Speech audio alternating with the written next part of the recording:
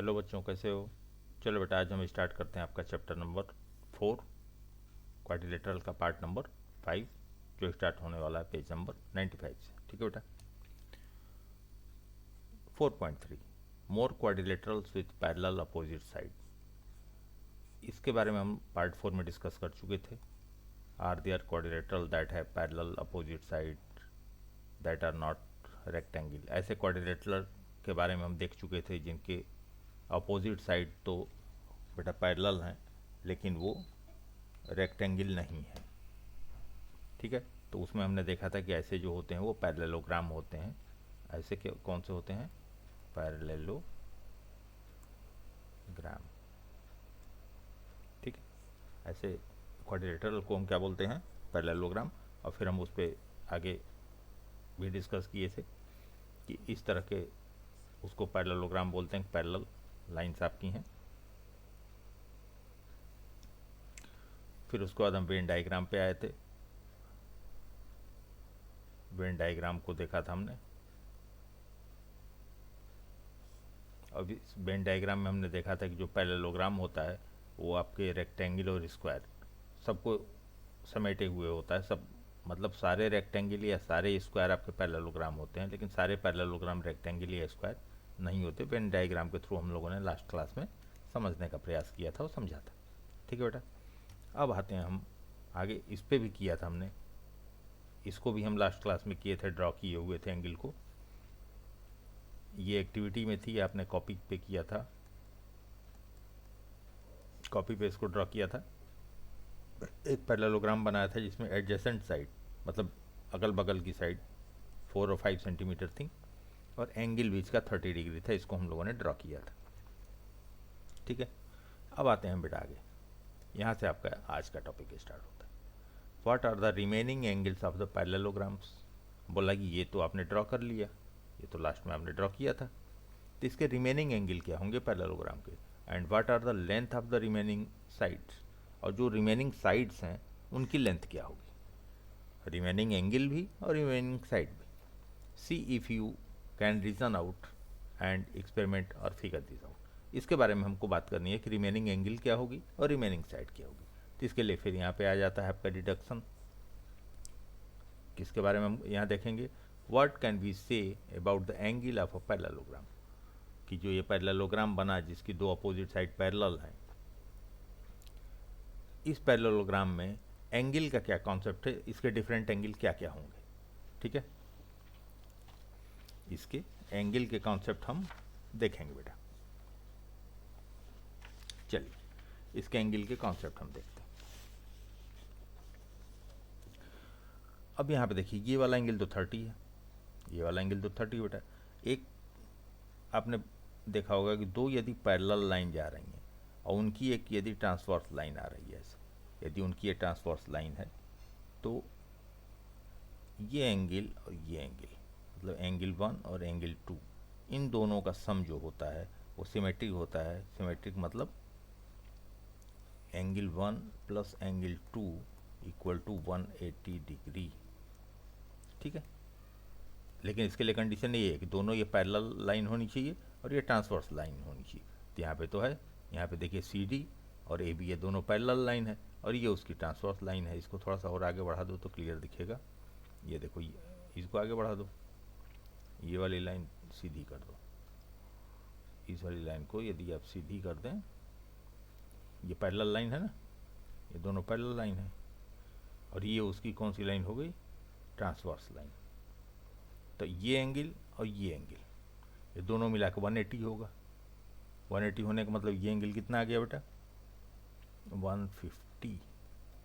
क्योंकि 30 और 150, 180 होना है इसको। तो ये हो गया आपका। तो इसको हम क्या लिख सकते हैं? इसको हम लिख सकते हैं कि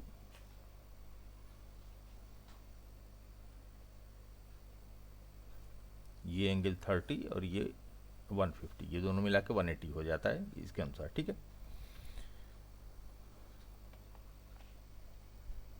अब चलो बेटा देखते हैं ये वाला एंगल कितना होगा, ये वाला एंगल कितना होगा। ये 150 है तो ये भी 150 होगा, ये 30, ये भी 30 होगा। ठीक है, तो ये एक एंगल हमको मालूम था, लेकिन हमने इसके सारे एंगल पता कर लिए। इसमें एक कॉन्सेप्ट हमने यूज़ किया, कौन सा कॉन्सेप्ट? पैरेलल लाइन में ट्रांसवर्स लाइन का। ठीक है, क्योंकि दो पैरेलल लाइन में यदि ट्रांसवर्स लाइन है तो एंगल का इस तरीके से डिस्ट्रीब्यूशन होता है। देखते हैं नीचे क्या कर रहे हैं। We see that in this parallelogram the adjacent pair of angles end up to 180 and opposite pair of angles are equal. ठीक है, ये अपोजिट पेयर है, इक्वल है, और एडजेसेंट एंगल जो है वो आपके 180। ठीक है बेटा, अब आते हैं नेक्स्ट पे। नेक्स्ट क्या बोल रहा है? बोला what about the opposite angles. Opposite angle के बारे में क्या कहना है? Will they be equal in all parallelograms? क्या सारे पैरेललोग्राम्स में इक्वल होते हैं? If yes, how can we be sure? क्या ये सारे पैरेललोग्राम में इक्वल होते हैं क्या अपोजिट एंगल? इसके बारे में हम देख लेते हैं। जैसे मान लीजिए यहाँ पे तो हमने 30 लिया था, यहाँ पे 30 लिया था, तो ये फिक्स नहीं है, हम इसको मान लेते हैं कि ये x है। ये वैल्यू कितनी है? x है।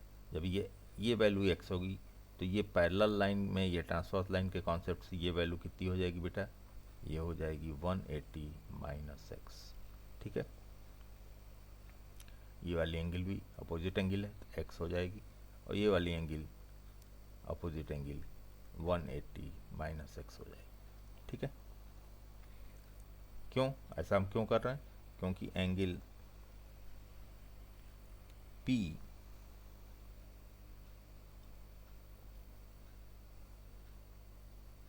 ये एंगल और ये angle P plus angle R equal to 180 ये। और यदि हम इसको भी यदि देखें, इन दोनों को यदि हम सम करें तो ये भी क्या कितना आना चाहिए? 180 आना चाहिए ना, एडजेसेंट एंगल है। अब इसमें ट्रांसवर्स बदल जाएगा, इसमें अब ये दो पैरेलल लाइन, ये पैरेलल लाइन हो जाएगी और ये इसका ट्रांसवर्स हो जाएगा, तो ये एंगल भी हो जाएगा angle R plus angle A equal to 180 degree. ठीक, तो यहाँ से आप सम करके देख लो। Therefore, this shows the opposite angle of parallelograms are always equal। ठीक है, सिंपल यदि हम समझें बेटा इसको, जैसे मान लो कि इसको हम हटा देते हैं। इन्होंने बताया कि ये, फिर से देखना इसको, ये एंगल x है। ठीक है, ये एंगल x है, हमको ये देखना है कि ये एंगल x होगा कि नहीं होगा, ये हमको देखना है। तो ये तो एडजेसेंट एंगल है हार, ये तो एडजेसेंट एंगल है, तो ये कितना हो जाएगा? 180 माइनस एक्स हो जाएगा ना, ये 180 माइनस एक्स हो जाएगा। अब जरा इस लाइन को पैरेलल कर लो, ये दो लाइन पैरेलल है और ये ट्रांसवर्स लाइन है। ठीक है, तो यदि हम इसकी वैल्यू को हम मान लें कि एंगल ए ही कर लेते हैं। ठीक है, इसकी वैल्यू को हम क्या कर लेते हैं? एंगल ए। तो यदि इसकी वैल्यू को एंगल ए कर लेते हैं कि angle A plus angle R equal to 180 होगा। ठीक, लेकिन angle A plus angle R की वैल्यू कितनी है? 180 माइनस एक्स इक्वल टू 180। तो एंगल ए इक्वल टू कितना हो जाएगा? 180, और ये वाली चीज़ जो है उठ के इधर चली जाएगी, तो 180 माइनस 180 प्लस एक्स, तो ये कट गया, तो एंगल ए इक्वल टू कितना आ गया? एक्स। इसकी वैल्यू आ गई एक्स। इसका मतलब ये हुआ कि ये एंगल और ये एंगल दोनों आपस में क्या हैं? इक्वल है। तो यही ये बोल रहे हैं कि पैरेललोग्राम में अपोजिट एंगल क्या होते हैं? इक्वल होते हैं। ये हमने यहाँ पे क्या कर दिया? प्रूफ कर दिया। ठीक है, अब चलो बताते हैं हम अपने नेक्स्ट पे, डिडक्शन नंबर 7। ये क्या बोल रहा है? एंगल के बारे में तो हमने बात कर लिया, अब हम बात करेंगे साइड के बारे में कि what can we say about the side of a parallelogram. Angle को तो हमने बता दिया कि भाई अपोजिट एंगल, एडजेसेंट एंगल का तो वो सिमेट्रिक होती है, 180 होती है, और अपोजिट एंगल इक्वल होते हैं। अब यहाँ पे देखें पैरेललोग्राम में साइड का क्या कॉन्सेप्ट है। पैरेललोग्राम में साइड का कॉन्सेप्ट क्या है?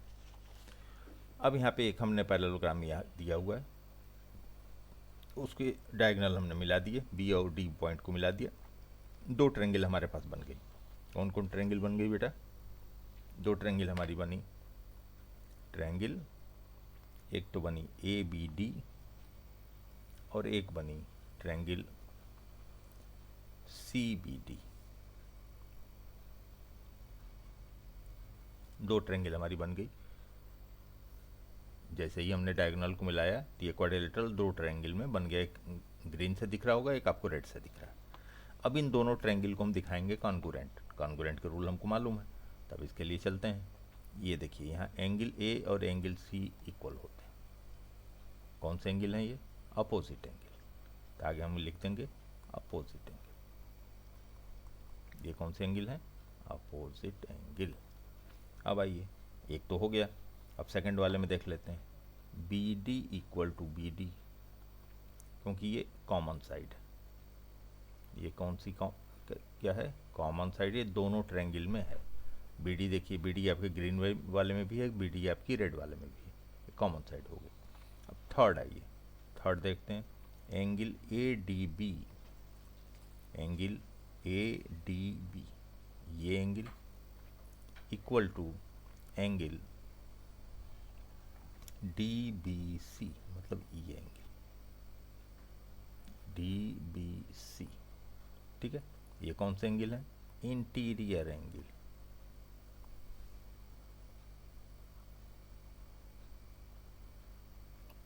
Interior angle. अब देखिए, ये दो एंगल हमारे पास हो गए और एक साइड हो गया। तो कॉन्ग्रुएंसी का कौन सा रूल यहाँ लगेगा? Double A S. ठीक है, इसके अनुसार डबल ए एस से ये ट्रायंगल आपका, मतलब ट्रायंगल ए बी डी और triangle C B D, triangle नाम लिखते इसमें थोड़ा सा ध्यान देना है, और ट्रायंगल ए बी डी और ट्रायंगल डी बी सी। ठीक है, ये दोनों ट्रायंगल आपस में क्या होंगे? कॉन्ग्रुएंट होंगे। ठीक है, डी बी सी नहीं है, फिर हमने गलत नाम लिख दिया। ये ऊपर सही नाम लिखा था हमने, ट्रायंगल सी बी डी। ये दोनों ट्रायंगल आपस में क्या होंगे? सी बी डी कॉन्ग्रुएंट होंगे। क्योंकि एंगल हमेशा ध्यान देना है कि एंगल ये वाला है ना, तो एंगल बीच में होना चाहिए, इस वाले ट्रायंगल के बीच में और उस वाले ट्रायंगल के बीच में। ठीक है, ये दोनों ट्रायंगल हमने क्या कर दिया बेटा? कॉन्ग्रुएंट कर दिया।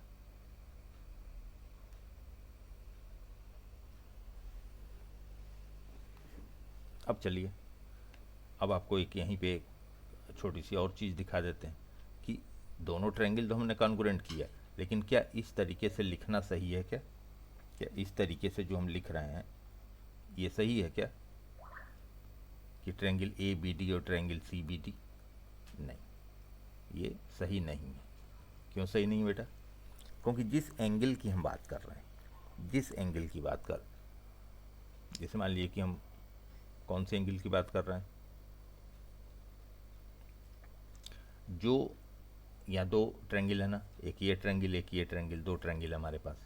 तो जो करस्पॉन्डिंग एंगल इसका होगा वही करस्पॉन्डिंग एंगल उसका लिखा जाएगा। ठीक है, यदि मान लीजिए कि हम यदि लिख रहे हैं यहाँ पे ट्रायंगल ए बी डी, ये लिख रहे हैं, और दूसरे वाले का क्या है? इसका हमने लिखा ना ए बी डी।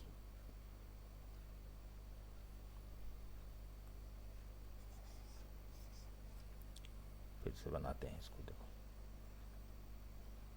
ये बनाया हमने 1 नंबर वाली ट्रायंगल, और ये बनाया हमने 2 नंबर वाली। ठीक है, 1 नंबर वाली में देखिए, इस एंगल को मान लीजिए यदि ये ए है, तो दूसरी वाली में ये इसका करस्पॉन्डिंग ये सी है ना। ठीक है, कॉमन कौन सा है? ये ए है। फिर ये यदि डी है तो ये भी डी है, तो ये कौन सा हो गया? ये बी हो गया। ठीक है, और ये कौन सा हो गया? ये भी बी हो गया। तो हम लिखेंगे कैसे इसको? ट्रायंगल डी ए बी और ट्रायंगल DCB। ठीक है, यहाँ पे क्या लिखेंगे, ये लिखना गलत है, इसकी जगह हम क्या लिखेंगे, triangle DAB congruent to triangle DCB। ठीक, ये हम नहीं लिख सकते। ठीक है बेटा, अब चलिए हम आते हैं अपने उस पे कि भाई दोनों ट्रायंगल को तो हमने कॉन्ग्रुएंट कर दिया, दोनों ट्रायंगल हमारे बाई किसके द्वारा, by CPCT, congruent part of congruent triangle. दोनों ट्रायंगल यदि कॉन्ग्रुएंट हैं तो सारे एंगल और सारे साइड ये क्या होंगे, एक दूसरे के बिल्कुल मिरर इमेज की तरह हो जाएंगे। तो हमको क्या लेके चलना है, साइड को देखना है। तो जब ये दोनों ट्रायंगल आपस में कॉन्ग्रुएंट हो गए तो ये सारी साइड, इसकी ये साइड इसके इक्वल, ये साइड इसके इक्वल, ये तो कॉमन है ही है, ऐसे हो जाएंगी, आपस में इक्वल हो जाएंगे, क्योंकि ये मिरर इमेज हो गई ना। ठीक है, अब चलो साइड के बारे में भी हमने कंफर्म कर लिया। अब थोड़ी सी इसकी सारी प्रॉपर्टीज़ को कंक्लूड कर लेते हैं। कौन कौन सी प्रॉपर्टीज हैं, let us list the properties of a parallelogram. Property 1, the opposite side of a parallelogram are equal. ये तो हमने यहाँ बताया कि भाई जो पैरेललोग्राम है उसमें अपोजिट साइड इक्वल है। Number 2, the opposite side of a parallelogram are parallel. Parallelogram है तो पैरेलल तो होगा ही। Property 3, in a parallelogram the adjacent angle add up to 180। Angle की बात तो हम पहले ही कर चुके थे, भाई जो अपोजिट एंगल होगी वो इक्वल होगी और एडजेसेंट एंगल का सम 180 होगा। ठीक है, तो ये सारी समरी को हमने यहाँ पे सारी जो प्रॉपर्टी हमने किया था डिडक्शन नंबर 6 और डिडक्शन नंबर 7, जो पैरेललोग्राम के एंगल और पैरेललोग्राम की साइड को बता रहा था, वो हम लोगों ने यहाँ समराइज कर दिया। अब आते हैं हम आगे, ये देखिए क्या बोल रहा है, ये बोल रहे हैं are the diagonals of a parallelogram always equal. क्या पैरेललोग्राम के डायगोनल हमेशा इक्वल होते हैं। Check with the parallelogram that you have constructed. इसको आपको चेक करना है जो पैरेललोग्राम आपने कंस्ट्रक्ट किया था। पैरेललोग्राम आपने बनाया ना, अभी पहले बनाया था ना पैरेललोग्राम, कहाँ पे, ये बनाया था आपने। तो यहाँ पे आपको इसके डायगोनल को, ए को सी से मिला देना है और डी को बी से मिला देना है। जैसे आपने इसको मिला दिया, ए को डायगोनल मतलब ये, इसको ऐसे मिला दिया और इसको यहाँ से मिला दिया। ठीक, तो डायगोनल कौन से हो गए, डायगोनल हो गए, डायगोनल आपके हो गए आप DB और AC। इसको आपको मेज़र कर लेना है कि इसकी मेज़रमेंट कितना आ रहा। ठीक है, जो कंस्ट्रक्शन आपने किया था।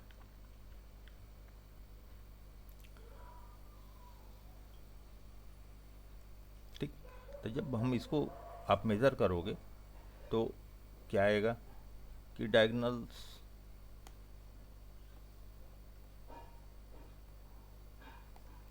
Must not equal, not necessary मतलब कोई ज़रूरी नहीं। ठीक है, वहाँ आपको समझ में आ जाएगा। अब आते हैं दूसरे वाले पे, सेकंड वाला देखिए क्या बोल रहा है, do they bisect each other, do they intersect at the midpoints, reason and experiment to figure it this out. अब ये बोल रहे हैं कि क्या वो एक दूसरे को, जो डायगोनल है एक दूसरे को क्या सेंटर पे काटते हैं क्या, एक दूसरे को सेंटर पे काटते हैं क्या। ये दोनों डायगोनल आपने मिलाया है, इसको मिलाया ना, तो क्या ये मिडिल पॉइंट पे काट रहे हैं क्या, तभी तो बाइसेक्ट करेगा। मतलब ओ पॉइंट जो है क्या AC का मिड पॉइंट है या DB का मिड पॉइंट है, ऐसा कुछ है क्या। तब इसके लिए हम बेटा करेंगे क्या, इसके लिए हम करने के लिए आ जाएंगे अगले डिडक्शन पे अपने। ठीक है, ये आ गए हम डिडक्शन नंबर 8 पे। डिडक्शन 8 क्या कर रहा है, what is the point of intersection of the two diagonals in a parallelogram. कि जो पैरेललोग्राम हमने अभी देखे थे पिछले उसमें, उस पैरेललोग्राम का जो इंटरसेक्शन पॉइंट है ये क्या है, क्या ये मिड पॉइंट है क्या, mid point in the sense कि क्या ये एक दूसरे को बीच में काट रहा है, एकदम मिडिल में काट रहा है। इसको देखने के लिए फिर हम दोनों डायगोनल को मिला दिए हम लोगों ने, दो ट्रायंगल लिया, एक ये ट्रायंगल रेड वाला और एक ट्रायंगल ये ग्रीन वाला। कौन कौन से ट्रायंगल हुए इसमें, इनके दो ट्रायंगल आ गए ए ओ ई, ये वाला रेड वाला, और ट्रायंगल आ गया ग्रीन वाला, कौन सा, वाई ओ एस। इन दोनों ट्रायंगल को हम कॉन्ग्रुएंसी के लिए लेके चलेंगे, ठीक है।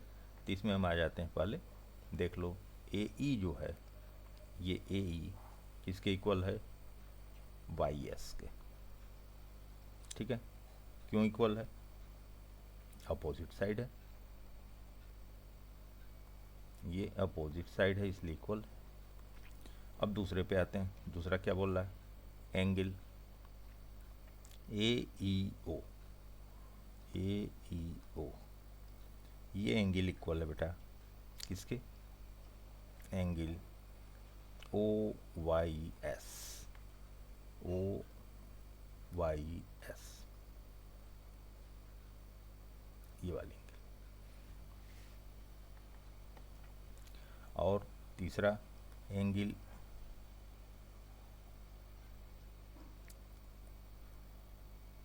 एक मिनट, ये देखो गलत लिख दिया ना यहाँ पे, ये एंगल होगा दूसरा वाला एंगल, कौन सा होगा, angle E A O equal to angle O Y S, E A O मतलब इस वाले एंगल की बात, ए एंगल की बात, और ओ वाई एस ये वाला एंगल, क्योंकि ये डायगोनल है तो ये दोनों आपस में क्या होंगे, इक्वल होंगे ना, ये एंगल।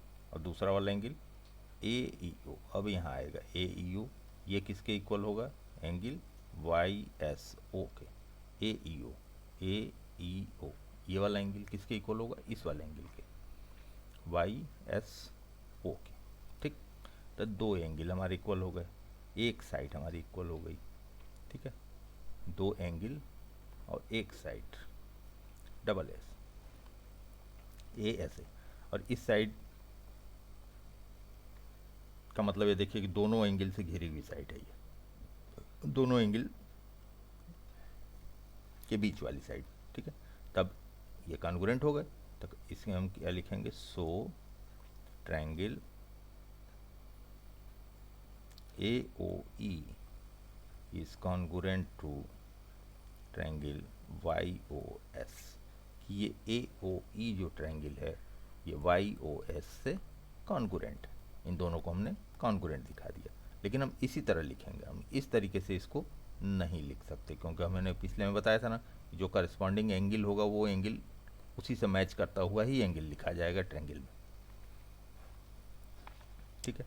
जब ये दोनों कॉन्ग्रुएंट हो गए, देन इस कॉन्ग्रुएंसी से हमको क्या निकल के आया, ये निकल के आया कि ओ ई की वैल्यू जो है, मतलब ये जो छोटा वाला पार्ट है, इस ओ ई की वैल्यू किसके बराबर है, ओ एस के बराबर है, ओ एस, ये दोनों आपस में क्या है, equal.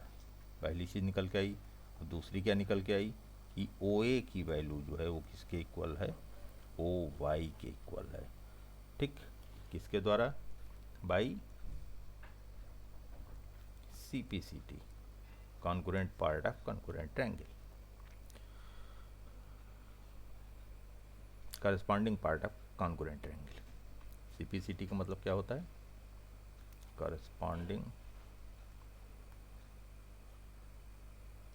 Part of congruent triangle, ठीक है। सॉरी, तब इससे हमने दिखा दिया कि भाई ये दोनों आपस में क्या है, इक्वल हैं, तो ये किस पे काट रहे हैं, एक दूसरे को बाइसेक्ट कर रहे हैं, ठीक है। तो यहाँ से हमारा बाइसेक्ट वाला कॉन्सेप्ट आ गया, ठीक है बेटा।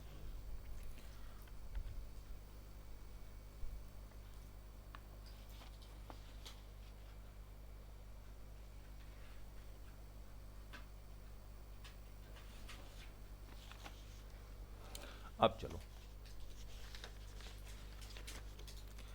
ये property 4, the diagonal of a parallelogram bisect each other. Okay, क्योंकि हम लोगों ने अभी देखा कि किसके द्वारा देखा, यहाँ पे देखा ना हमने कि एक दूसरे को क्या कर रहा है, ये दोनों साइड आपकी बराबर हो जा रही है तो एक दूसरे को बाइसेक्ट कर रहा है। The diagonal of a parallelogram bisect each other. Do the diagonal of a parallelogram intersect at a particular angle. अब ये बोल रहे हैं कि क्या जो डायगोनल है, ये तो हो गया कि बाइसेक्ट कर रहा है, लेकिन अब ये आ गया कि जो एंगल है, मतलब ये वाली एंगल, ये एंगल कितनी है, क्या कोई पर्टिकुलर एंगल होती है क्या जिस पे ये बाइसेक्ट करते हैं। इस पे अब क्वेश्चन है कि भैया क्या ये पर्टिकुलर कोई एंगल होती है जिस पे बाइसेक्ट करते हैं। तब इसको देखेंगे बेटा हम अपने अगले क्लास में, ठीक है, इसको देखेंगे आप नेक्स्ट क्लास में। तब तब तक के लिए थैंक यू।